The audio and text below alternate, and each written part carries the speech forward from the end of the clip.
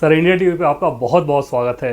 धन्यवाद। और क्योंकि प्रधानमंत्री नरेंद्र मोदी जी के साथ काम करने का लगभग आपका 30-35 साल का अनुभव है, तो निश्चित तौर पर समझा जा सकता है कि आप उनके बहुत सारी चीज़ों से वाकिफ़ होंगे। और आपके मार्फत हम अपने दर्शकों को समझना चाहते हैं कि प्रधानमंत्री नरेंद्र मोदी का विज़न कैसा है, काम करने का तरीका है, किस तरह की चीज़ों को वो हैंडल करते हैं, ये सारी चीज़ें आपसे समझना चाहेंगे। और शुरुआत इसी सवाल से करना चाहेंगे कि दुनिया की सबसे बड़ी पार्टी के राष्ट्रीय अध्यक्ष आप, और आपके पास वो चेहरा है जिसमें बहुत सारे सर्वे ये बताते हैं कि दुनिया का सबसे लोकप्रिय चेहरा नरेंद्र मोदी।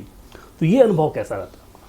देखिए, भारतीय जनता पार्टी के लिए बहुत बड़ा सौभाग्य की बात है कि भारतीय जनता पार्टी का नेतृत्व एक ऐसे नेता कर रहे हैं जिन्हें दुनिया मानती है।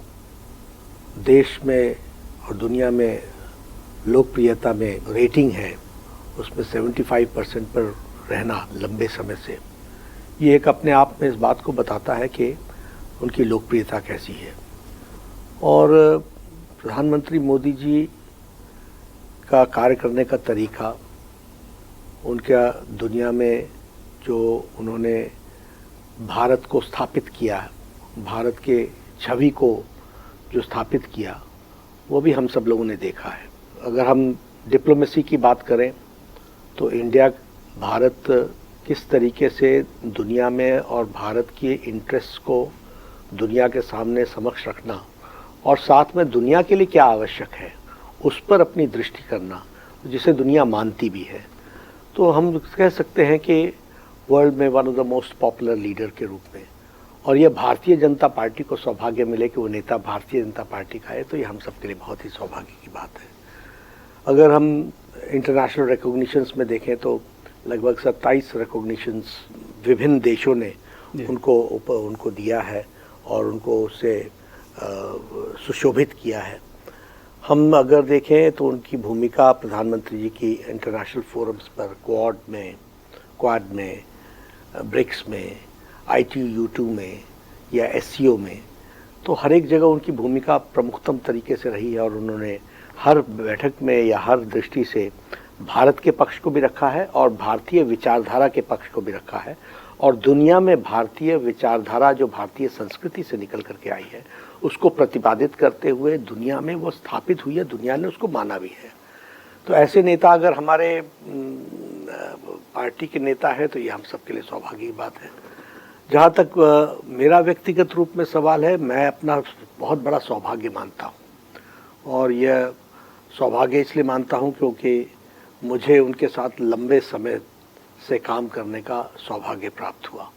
और ये देव दुर्लभ होता है, ये संभव नहीं होता कि कोई चाहे और उनके साथ काम करने का मौका मिल जाए, लेकिन मुझे मिला। जब मैं यहाँ राष्ट्रीय अध्यक्ष युवा मोर्चा का बन करके आया तो राष्ट्रीय महामंत्री थे। पहली बार संपर्क किस साल हुआ था? तकरीबन 1990 के दशक। पहली बार मुलाकात इस प्रकार से हुई कि मैं युवा मोर्चा का राष्ट्रीय अध्यक्ष था और वो महामंत्री बन करके दिल्ली आए थे।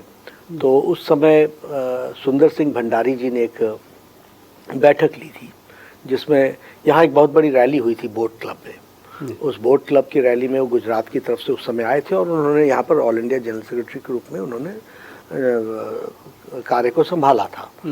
तो उस समय सुंदर सिंह भंडारी जी ने एक बैठक ली थी। उस बैठक में मेरी पहली मुलाकात हुई थी और उस समय ही जो मैंने उनमें ऊर्जा देखी, जो उसमें मैंने तेज देखा, जो मैंने उनके कार्य करने का ढंग देखा, वह अलग ही था।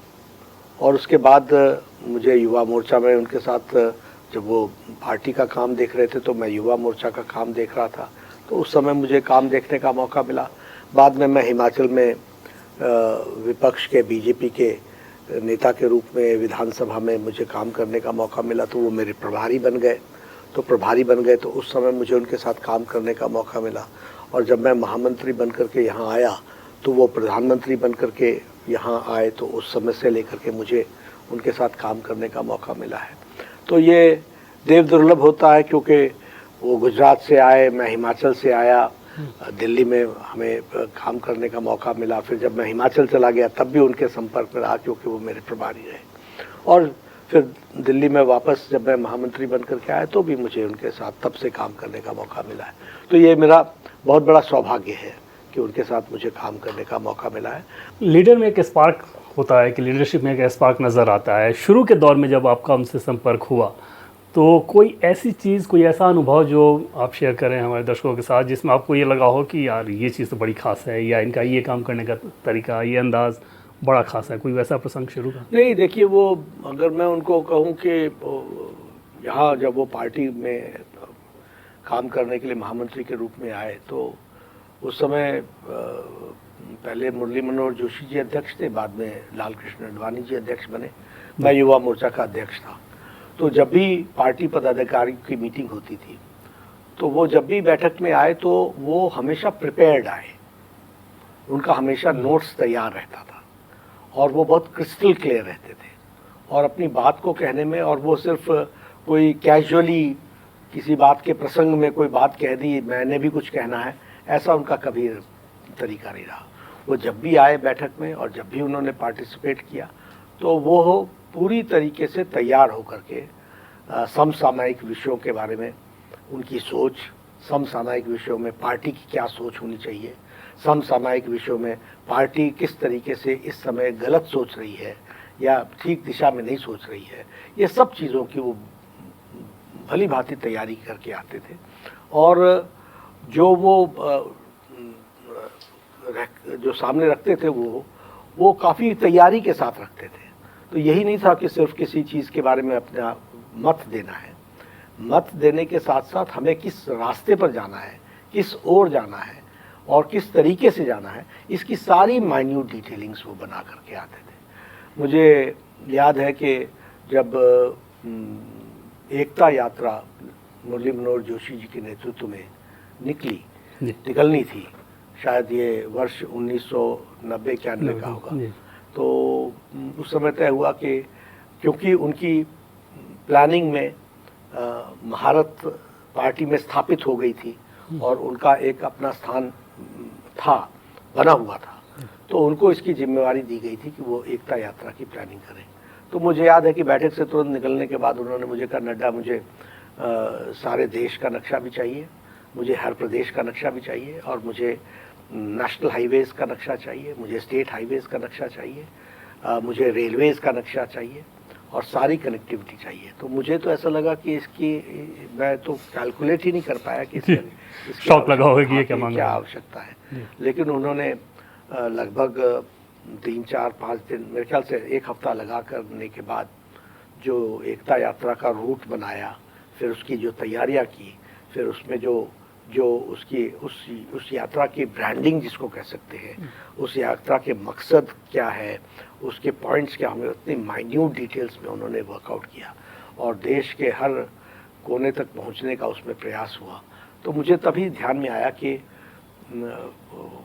जब मैं तो समझता था कि पार्टी के कार्यकर्ता बताएंगे जिस रूट पर, उस पर चलने की हम तैयारी करेंगे, लेकिन नहीं, उन्होंने तुरंत इन सारी चीज़ों को मांगा और मेरे लिए तो आश्चर्य की बात थी।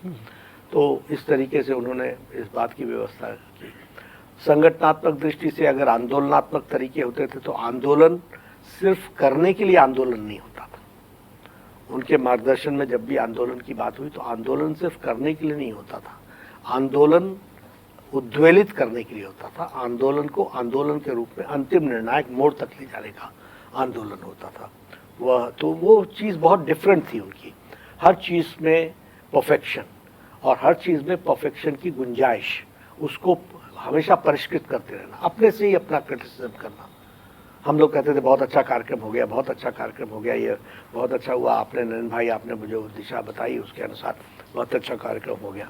बोलते थे ठीक है, हो गया, लेकिन इसमें इन चीज़ों में, इन 3 बातों में और अच्छा हम कर सकते थे।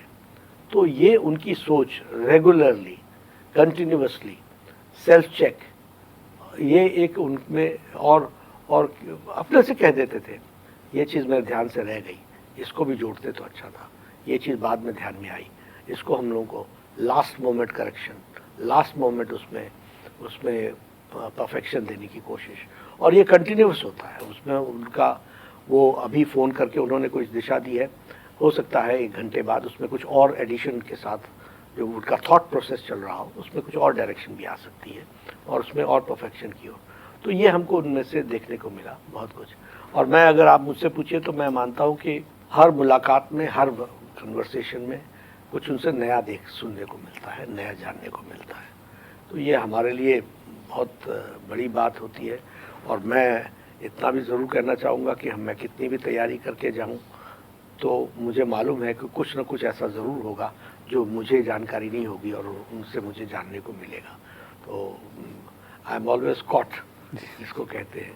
तो इस तरीके की स्थिति रहती है, लेकिन सौभाग्य मानता हूँ कि उनके साथ काम करने का मुझे मौका मिला और मिल रहा है, और मैं उनके साथ काम कर रहा हूँ। मतलब इसको ऐसे समझें कि हर अच्छे काम के बाद शाबाशी मिलती थी, लेकिन साथ साथ एक सेंस ऑफ जो इम्प्रूवमेंट का जो स्कोप होता है वो भी एहसास कराया जाता था, और एक नया टास्क भी मिल जाता रहा है।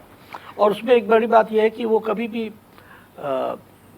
मैं डिक्टेट कर रहा हूँ और आप कर रहे हो, ऐसा कभी उन्होंने भाव आने नहीं दिया। वो उसके पार्ट एंड पार्सल रहे हैं। इसलिए जब वो कुछ कहते हैं कि परफेक्शन, इसमें हम ये इम्प्रूवमेंट कर सकते थे, तो उसमें वो अपने आप को जोड़ करके उन्होंने हमेशा कहा। उन्होंने ऐसा नहीं कहा कि तुम इसमें इम्प्रूवमेंट ये कर सकते थे, हमें ये ऐसा करना चाहिए था इसको। तो एक टीम स्पिरिट, टीम को लीड करना और उस भाव से एक लीडर के तरीके से अपने साथियों को साथ लेकर के चलना, ये उनमें अद्भुत है, ये अद्भुत है। इसलिए हर छोटी बात को शेयर करना, हर ऑब्जर्वेशन को शेयर करना, उस ऑब्जर्वेशन से निकलने वाली बातों को ध्यान में रख करके उसको शेयर करना, ये उन्होंने वो बखूबी जानते हैं। और उन्होंने इस दृष्टि से अपने साथियों को हमेशा सजग भी रखा है, एक्टिवेटेड भी रखा है, और उनको अगले मंजिल की ओर ले जाने के लिए हमेशा अलर्ट भी रखा है। नरेंद्र मोदी जी जब चुनावी राजनीति में आए तो उसके बाद एक विक्ट्री मशीन के तौर पे बीजेपी ज़्यादा कन्वर्ट होती है, जीत जीत जीत ज़्यादातर यही रहता है। लेकिन एक दूसरे पहलू को पहले आपसे समझें कि जब हिमाचल प्रदेश में आप लोग अपोजिशन में थे, अपोजिशन के आप नेता थे, उस समय कैसे अपोजिशन के दल के तौर पे, अपोजिशन के नेता के तौर पे आपको क्या करना है, इस तरह के भी निर्देश मिलते थे, इंस्ट्रक्शन मिलता था? देखिए, सबसे पहली बात यह कि प्रधानमंत्री मोदी जी स्पीड, स्केल और स्किल, इन तीनों चीज़ों पर बराबर नज़र रख करके काम करते हैं। जब वो पहली बार आए हिमाचल में तो उन्होंने हमारा कार्यालय देखा, तो वो कार्यालय जो था वो एमएलए हॉस्टल के हमारे एक साथी एमएलए के, मैं उस समय विपक्ष का नेता था, तो मैंने एक एडिशनल रूम, मुझे मतलब एडिशनल क्वार्टर मिला था, तो वो पार्टी के कार्यालय के रूप में काम करता था। तो उन्होंने मुझसे पूछा, ये कार्यालय आप लोगों का कोई है? नहीं। मैंने कहा नहीं है। पहला निर्देश यह था कि तुरंत ज़मीन ढूंढो और कार्यालय बनाने की तैयारी करो। 6 महीने के अंदर ज़मीन ली गई, कार्यालय का काम शुरू हुआ, और अडवाणी जी ने 1.5 साल के अंदर आकर के उस कार्यालय का श्री गणेश किया। वो हमारे राष्ट्रीय अध्यक्ष अडवाणी जी होते थे, उन्होंने उसका श्री गणेश किया। पहली बार भारतीय जनता पार्टी के पहाड़ी प्रदेश के कार्यकर्ताओं को इस बात का एहसास हुआ कि भारतीय जनता पार्टी अपना कार्यालय में आज काम कर रही है, इस बात का एहसास हुआ। उन्होंने कार्यालय को देख करके कहा कि यहाँ कंप्यूटर वगैरह कुछ नहीं है, क्या कैसे काम करते हो? तो हमने उनको बताया कि इस तरीके से हम लोग काम करते हैं। तुरंत उसी समय उन्होंने कहा कंप्यूटर ऑपरेटर रखो। 3 कंप्यूटर्स मंगवा करके 3-4 कंप्यूटर्स लगवाए उन्होंने। हमारी मूवमेंट जो होती थी वो हम टैक्सीज करके चलते थे, उनका ऐसा नहीं चलेगा, 2 व्हीकल्स खरीदो, पूरे प्रदेश को घूमना है, 4 भागों में बांटो। और मैं विपक्ष का नेता था, तो मुझसे पूछा कि तुम विपक्ष कैसे करते हो? मैंने कहा अखबार की कतरनें इकट्ठी होती हैं, उनमें से सारे चीज़ें, जानकारियाँ मिलती हैं, उसको लेकर के मैं विपक्ष के दृष्टि से काम करता हूँ। उनका ऐसा कुछ नहीं, आपके 12 ज़िले हैं, 12 ज़िलों का प्रवास करो, पब्लिकली बताओ कि मैं आपके ग्रीवेंसेस सुनने के लिए आ रहा हूँ, और आप वहाँ लोगों से मिलो, और मिलने के बाद सारी चीज़ों को एकत्र करो, और एकत्र करने के बाद उसको विधानसभा में उठाओ। मैंने 12 ज़िले का प्रवास किया। सही मायने में मैं विधानसभा का नेता था। मैं विधानसभा में मुद्दों को बहुत अच्छे से उठाता था, और मैं बेस्ट लेजिस्लेचर अवार्ड भी मैंने जीता था। लेकिन सही मायने में मैं प्रदेश का विपक्ष का नेता तब बना जब मैंने 12 ज़िलों में लोगों से इंटरेक्ट किया, और लोगों के साथ, और भारतीय जनता पार्टी की छवि से लेकर के, भारतीय जनता पार्टी की साख से लेकर के, भारतीय जनता पार्टी के प्रति विश्वास से लेकर के ज़मीन आसमान का अंतर आ गया उन 3 महीनों के अंदर। तो ये उनका स्किल, स्पीड, और भारतीय जनता पार्टी के नेताओं को भी ये विश्वास नहीं था कि हम सरकार में आ सकते हैं, लेकिन उन्होंने भारतीय जनता पार्टी को सरकार में लाया। हमारी मिलीजुली सरकार बनी, बाद में हमारी विशुद्ध सरकार बनी। तो उनका जो सोच का प्रोसेस है, वो प्रोसेस बहुत लार्जर स्केल में है, स्किलफुल है, और बहुत सोच करके चीज़ों को आगे बढ़ाने का है। और उसके तरीके उन्होंने वो इस तरीके से उन्होंने ईजाद किए हैं जिसमें पार्टी की ग्रोथ बहुत तीव्र गति से होती है। और हम 1.5 साल के अंदर हम सरकार में आ गए उनके नेतृत्व में। वो हमारे प्रभारी थे, हम 1.5 साल में सरकार में आ गए। हम बंसीलाल जी के नेतृत्व में हरियाणा में सरकार में आ गए थे। हमने पंजाब में प्रकाश सिंह बादल जी के नेतृत्व में सरकार बना ली। तो उनको दोनों एक्सपीरियंस उन्होंने किया। हिमाचल में भी थोड़ी, लेकिन मिलीजुली सरकार थी, पंजाब में भी बनाई, हरियाणा में भी बनाई। तो उनका जो थॉट प्रोसेस था वो बहुत क्रिस्टल क्लियर था, और उस थॉट प्रोसेस की इम्प्लीमेंटेशन, उस इम्प्लीमेंटेशन की माइन्यूट डिटेल्स, उसको वर्कआउट करना, और कभी भी कॉम्प्लिसेंसी ना आने देना।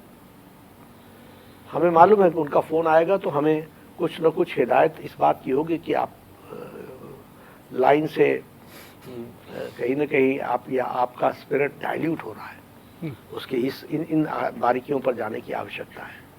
तो ये उनसे हमको सीखने को मिलता है।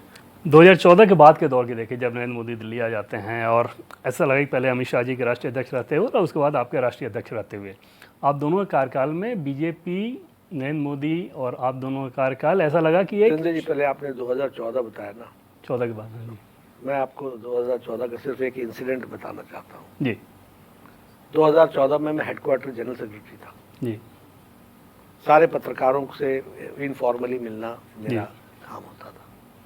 2014 के कैंपेन के शुरुआत में कोई भी पत्रकार ये नहीं मानता था कि हम सरकार बना रहे हैं। जी, मैं भी उनमें से एक था।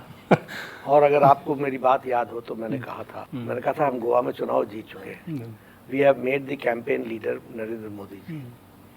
हम आपको निश्चित रूप से बताते हैं कि विशुद्ध भारतीय जनता पार्टी की सरकार बन रही है।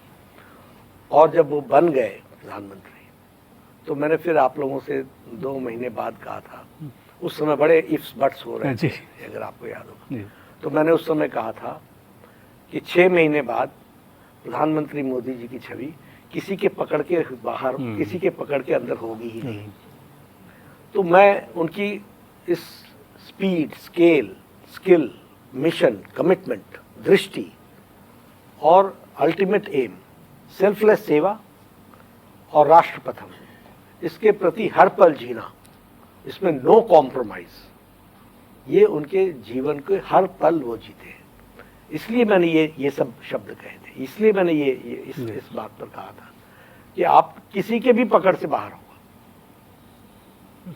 उनकी छवि, उनका कर्तृत्व, वो इतनी लंबी लाइन खींचेंगे कि उस लाइन के नज़दीक कोई भटक भी नहीं पाएगा।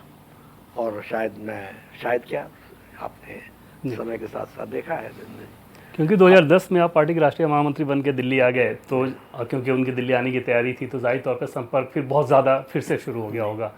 उस समय ये समझ में आता था कि ये बहुत लंबी रेस के लिए यहाँ पे आ रहे हैं Delhi.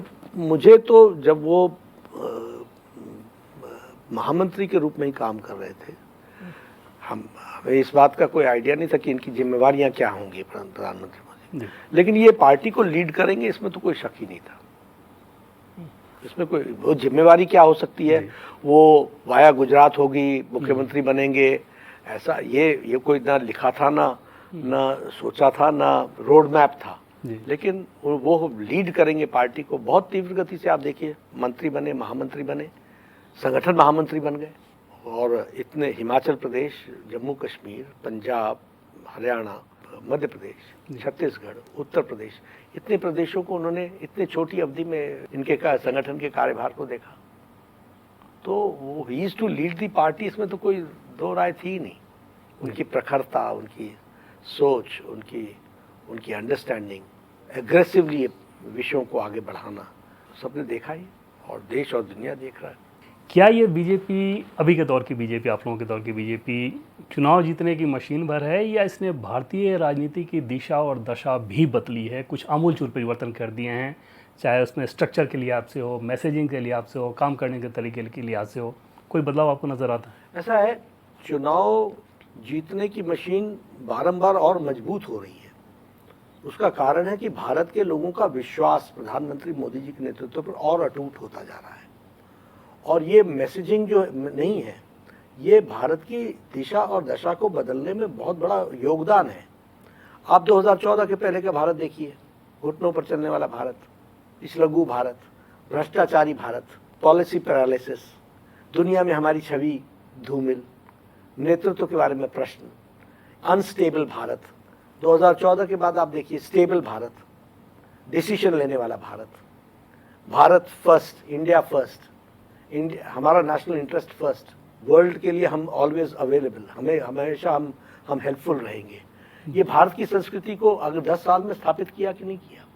Infrastructure, Airways, roadways, railways, हर एक में भारत ने अपने आप को वर्ल्ड क्लास स्टैंडर्ड्स पे ला करके खड़ा किया कि नहीं किया? आज हमारे एयरपोर्ट्स दुनिया के एयरपोर्ट्स से ज़्यादा अच्छे एयरपोर्ट्स देखने को मिल रहे हैं, वर्ल्ड स्टैंडर्ड्स पर हम काम कर रहे हैं। इकोनॉमी में हमें 11वें नंबर से छलांग लगाकर 5वें से चौथे, अब चौथे से हम तीसरे के लिए हम ट्राई कर रहे हैं। 5 ट्रिलियन इकोनॉमी की तरफ हम आगे बढ़ रहे हैं, इनोवेशंस में हम आगे बढ़ रहे हैं, सुरक्षा में आज दुनिया में इस बात को स्थापित कर दिया कि भारत किसी पर अटैक करता नहीं है, लेकिन भारत अपनी संप्रभुता की रक्षा के लिए हर कुछ करने के लिए तैयार रहता है, एग्रेसिव है। Surgical strike, air strike, operation Sindoor, terrorism, zero tolerance, per capita income में वृद्धि, स्टेबल इकोनॉमी, ब्राइट स्पॉट। अगर हम देखें सारी की सारी चीज़ों को तो 25 करोड़ से ज़्यादा लोगों को गरीबी की रेखा से निकाल के ले आना, हेल्थ कवरेज देना। संगठन के काम में प्रधानमंत्री नरेंद्र मोदी का कितना इन्वॉल्वमेंट होता है और किस रूप में? ऐसा है कि प्रधानमंत्री मोदी जी कभी भी अपने आप को संगठन के सिपाही से बाहर उन्होंने कभी सोचा नहीं, इसलिए संगठन के प्रति पीड़ा, संगठन के प्रति सोच, संगठन के प्रति सजग, इसमें वो कभी पीछे नहीं रहे। पीछे मतलब कभी ही, बल्कि वही आगे हैं। इसलिए भरपूर जब भी हमने संगठन के लिए कोई समय मांगा तो ना तो कभी हमने सुनी नहीं, लेकिन जो हम प्रपोजल लेकर गए उसको भी उन्होंने और परिष्कृत किया, उसको उन्होंने बल्कि उसका स्वरूप बदल डाला, उसको और बड़े रूप में किया, और हमेशा छोटी छोटी बात की चिंता करना, बल्कि हमें अलर्ट रहना पड़ता है, क्योंकि संगठन के बारे में उनके सोच में जिस तरीके से उन्होंने डायरेक्शंस दी है, उन डायरेक्शंस को हम फुलफिल कर पा रहे हैं कि नहीं कर पा रहे हैं, उसके लिए हमको पूरी मेहनत करनी पड़ती है। तो संगठन के प्रति उनका बड़ा इन्वॉल्वमेंट रहता है और हेल्पफुल रहते हैं, लेकिन कभी भी थोपते नहीं हैं, हमेशा अपने आइडियाज़ को देने के बाद, और वो आइडियाज़ निश्चित रूप से इतने थॉट प्रोवोकिंग होते हैं कि उस पर हम काम करते हैं। हाँ, मतलब ये चीज़ को थोड़ा सा और हम समझना चाहेंगे। पहली बात तो ये है कि संगठन के कामकाज पे छोटी से छोटी बारीक चीज़ों पे उनकी नज़र रहती है, और दूसरा जैसे मान लीजिए चुनाव की तारीख में अलग अलग राज्यों में आप लोगों को उनके चेहरे की ज़रूरत रहती है, तो जिस तरह की तारीखें आप लोग मांगते हैं, उनका समय मांगते हैं, आसानी से मिलता है या बहुत व्यस्तता क्योंकि उनकी रहती है तो उसमें दिक्कत भी होती है? नहीं, देखिए व्यस्तता तो रहती है, लेकिन कमिटमेंट है उनका, कमिटमेंट है उनका, तो वो कहते हैं अगर आपने समय रखनी है तो रखिए, करेंगे। कई बार ऐसे भी केसेस हमने देखे हैं, जैसे कहीं फॉरेन से ही वो आ रहे हैं ट्रिप में, और उसके बाद पार्टी दफ्तर में कोई मीटिंग है, तो उस मीटिंग को भी 7 LKM यानी प्रधानमंत्री निवास पे कराने के बजाय वो पार्टी दफ्तर आते हैं। क्या ये उनका एक कॉन्शियस डिसीजन होता है कि नहीं, अगर पार्टी का काम है तो मुझे पार्टी दफ्तर ही जाना है? ऐसा ही है, उन्होंने शुरू से संस्कार डाले। गुजरात में जब वो संगठन मंत्री थे तब से उन्होंने इन बातों की क्लैरिटी है उनको कि पार्टी की कभी भी सरकार के छवि के नीचे न आए, सरकार अपना काम करे, पार्टी सरकार के कार्यक्रमों को सपोर्ट करे, लेकिन पार्टी के स्ट्रक्चर्स कॉम्प्रोमाइज़ नहीं होने चाहिए। पार्टी के स्ट्रक्चर्स कॉम्प्रोमाइज़ नहीं होने चाहिए, इसलिए पार्लियामेंट्री बोर्ड की बैठक होगी तो पार्टी कार्यालय में होगी, अगर इलेक्शन कमेटी की बैठक होगी तो वो पार्टी कार्यालय में होगी। अगर कोई पार्टी के लोगों को निर्देशित करना है, हाँ हो सकता है जनरल सेक्रेटरीज को चाय पर अपने घर पर बुलाए, वो एक अलग चीज़ है, लेकिन बैठक जनरल सेक्रेटरी की अगर होगी जिसमें या नेशनल ऑफिस बेयर्स की होगी तो वो कार्यालय में होगी। जैसे कि आपने पहले कहा कि वो डिसीजन थोपते नहीं हैं बल्कि उस डिसीजन पे पहुंचाते हैं, इसको थोड़ा और बारीक से समझना चाहेंगे। ऐसा नहीं होता कि वो निर्णय ले लिए, बता दिया कि बस यही करना है? नहीं नहीं नहीं नहीं, वो सुनते हैं पहले हमारे प्रपोजल को, फिर पूछते हैं कि इसमें से निकलना क्या है। अल्टीमेटली इसीलिए मैंने कहा ना, होमवर्क बहुत करना पड़ता है। फिर उसमें से वो जानना चाहते हैं, अच्छा ये इन चीज़ों को कैसे एड्रेस करोगे, हमारे सामने क्वेश्चंस रखते हैं। तो जब हमारे पास उत्तर नहीं होता है तो फिर वो रास्ता बताते हैं कि ये किया जाएगा तो हम इस आंसर को हासिल कर पाएंगे। तो फिर कहते हैं रिस्ट्रक्चर करो, ये बात आपको अच्छी लगती है तो इसको जोड़ो, हम जोड़ते हैं। तो अब जैसे अब बहुत से उदाहरण है, एक थोड़ी ना है। कुछ उदाहरण नहीं, अब वो सारी पार्टी कोविड में आइसोलेशन में चली गई थी, सारी पार्टियां, सभी। उन्होंने कहा कि ये पार्टी क्या सोच रही है, तो मैंने कहा कि पार्टी सेवा के बारे में सोच रही है। बोलो दोपहर तक प्रोग्राम बना करके दीजिए, आप बनाइए, कुछ सोचिए। हम लोग बैठे, फ़ोन पर ही बात हो रही थी उनकी, वीडियो कॉन्फ्रेंस भी शुरू नहीं हुई थी, फ़ोन पर ही बात हो रही थी। तो फ़ोन पर बातचीत होते होते हुआ कि सेवा करेंगे, क्या क्या करेंगे। तो उसमें हम लोगों ने कुछ चीज़ें जोड़ी कि ये हम करेंगे। तो फिर उन्होंने पूरी डिटेलिंग में अपने सुझाव डाले, मास्क कैसे बनेंगे, उसमें हम क्या कर सकते हैं, सैनिटाइजर्स कैसे मुहैया कराएंगे, भोजन कैसे, फूड पैकेट्स कैसे बनेंगे, किस तरीके के फूड पैकेट्स बनने चाहिए, उनके सारे इनपुट्स उन्होंने दिए। फिर हमने कहा सेवा कार्य, तो उन्होंने कहा सेवा ही संगठन है। तो हर छोटी बड़ी बातों में उनका इनपुट, फिर क्या क्या काम करेंगे, फिर कैसे करेंगे, फिर हम वीडियो कॉन्फ्रेंस का उपयोग कर सकते हैं। तो वर्चुअली सोच पैदा करने से लेकर के सेवा ही संगठन को सफल बनाने तक। और वो कभी भी इस बात का एहसास नहीं कराते हैं कि ये मैंने किया। वो इनपुट्स देते हैं, अच्छा होता है तो उसमें और इनपुट्स देते चले जाते हैं। और सरकार के मुखिया के तौर पे अगर बात करें, क्योंकि आप उनकी सरकार में पहले भी मंत्री रह चुके हैं, अभी भी मंत्री हैं, तो वो कौन सी चीज़ आपको लगता है कि ये बाकी पहले के प्रधानमंत्री जिस तरीके से कार्य करते रहे हो, या जो उनका विज़न रहा हो, उनके बारे में जो आपने पढ़ा हो, जो जानते हो, और इनका उनसे एकदम से अलग है, ये चीज़ आपको बहुत ज़्यादा प्रभावित करती है? देखिए, बाकी प्रधानमंत्रियों के साथ मुझे काम करने का मौका तो मिला नहीं, इसलिए मैं उनके एडमिनिस्ट्रेटिव कैपेसिटीज़ पर कुछ नहीं कह सकता हूँ। लेकिन और निश्चित रूप से हमारे प्रधानमंत्री तो अटल बिहारी वाजपेयी जी थे, जो एक अपने छवि के एक उन्होंने देश को दृष्टि दी, न्यूक्लियर पावर हम भारत बने, और उनके नेतृत्व में बहुत काम हुआ। लेकिन जो प्रधानमंत्री मोदी जी के नेतृत्व में हमने काम देखा, तो मैंने आपसे पहले कहा स्पीड, स्केल और स्किल, तो वो डिपार्टमेंट में भी हमको रखना पड़ता है। कैबिनेट की मीटिंग्स में जब डिस्कशंस होती हैं, उस डिस्कशंस में जो हम लोग को मार्गदर्शन मिलता है, छोटी बातों का डायरेक्शंस मिलता है, उनको हम डिपार्टमेंट्स में फॉलो करते हैं। प्रधानमंत्री मोदी जी का पूरी छूट है कि आप डिपार्टमेंट को आगे बढ़ाने के लिए और डिपार्टमेंट के माध्यम से लोगों की सेवा करने के लिए पूरी ताकत से आगे बढ़िए। लेकिन इसके साथ साथ उनका मॉनिटरिंग प्रोसेस भी बहुत इफ़ेक्टिव है, इसलिए सपोर्ट सिस्टम भी है, मॉनिटरिंग भी है और डायरेक्शन भी है। तो उससे हमको बहुत लाभ मिलता है। डायरेक्शन है तो क्लैरिटी है, मॉनिटरिंग है तो हम कोई गलतियां करने से बचने का प्रयास होता है, और सुपरविजन है तो छोटी छोटी बातों में जो हमको इम्प्रूवमेंट करना होता है करने का हमको मौका मिलता है। कौन सी चीज़ें आपको लगता है कि नरेंद्र मोदी ने ये जो काम किए, जो बड़ी योजनाएं थी, ये गेम चेंजर के तौर पे इनको देखा जा सकता है, जिसने भारत को मजबूत बनाने में बहुत ज़्यादा रोल अहम किया? सारी योजनाएं, कोई ऐसी योजना है ही नहीं जिसके बारे में मैं चर्चा न करूं। Make in India, make in India, stand up, startup, Svanidhi योजना, प्रधानमंत्री गरीब कल्याण अन्न योजना, प्रधानमंत्री किसान सम्मान निधि योजना, उज्ज्वला योजना, उजाला योजना, आयुष्मान भारत, कौन सी योजना ऐसी नहीं है जो, they are all game changers. ये सारी योजनाएं अगर आप देखेंगे तो वो हमारे सभी लोगों को, भारत को जिसको कहते हैं कि आगे बढ़ाने में वो बहुत बड़ा योगदान रहा है। तो प्रधानमंत्री मोदी की सोच मेक इन इंडिया का मजाक बनाया गया, स्टैंड अप का मजाक बनाया गया, मुद्रा योजना का मजाक बनाया गया। सब लोगों ने हमारे विपक्ष ने हेठी की। इनको समझ में नहीं आया कि ये भारत को कहाँ ले जा रहे हैं, आत्मनिर्भरता की ओर। ऑल स्कीम्स, और ये सारी स्कीम्स नई हैं, ये न्यूनतम जिसको बोलते हैं इसमें नयापन है। ये कोई सरकारी योजना की घिसी पिटी स्कीमें नहीं है, ये सब नए सोच के साथ बनी हुई स्कीमें हैं। एक चीज़ अगर बात करें, जैसे आपने बताया कि बहुत ज़्यादा अपोजिशन मानी आलोचना करता है, एक होता है कंस्ट्रक्टिव आलोचना, एक होता है कि बस आलोचना करने के लिए आलोचना, और अनर्गल आलोचना कहें तो ज़्यादा मुफीद होगा। इस तरह के जब क्रिटिसिज्म होते हैं संगठन को लेकर, सरकार को लेकर, तो उसमें आप लोगों को क्या निर्देश मिलता है पीएम मोदी से, कैसे इनको लेना है, कैसे इनको हैंडल करना है? नहीं, इनका जवाब बखूबी दिया जाए, लेकिन इनसे इंगेज ना होना है। हमें अपनी लंबी यात्रा पूरी करनी है।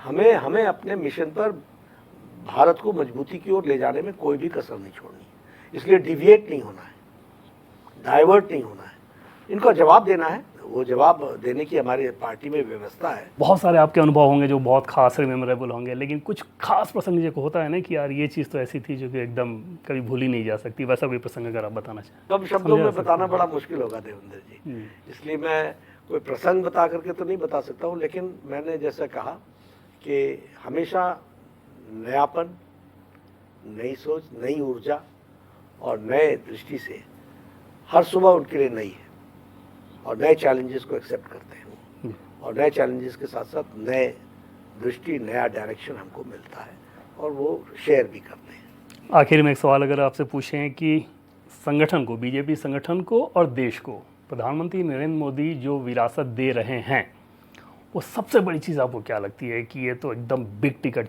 था, जो ये जो बदलाव है या ये जो चेंज है प्रधानमंत्री नरेंद्र मोदी की बहुत बड़ी? देवेंद्र जी, मैंने आपको कहा ना, इतनी बड़ी पार्टी में कोई एक एक्टिविटी बिग टिकट से काम नहीं चलता।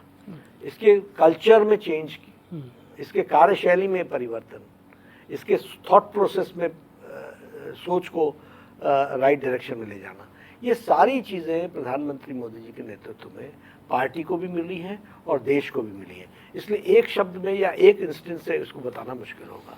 मैं इतना ही कहूँगा कि होलिस्टिक अप्रोच में उन्होंने देश के सरकार की नीतियों में परिवर्तन किया है, वैसे ही पार्टी की सोच में भी उस बात को आगे बढ़ाने के लिए उन्होंने हर तरीके से कंट्रीब्यूशन अपना किया है। सर, आपने हमें समय दिया, इसके लिए आपका बहुत बहुत धन्यवाद। धन्यवाद आप सबका।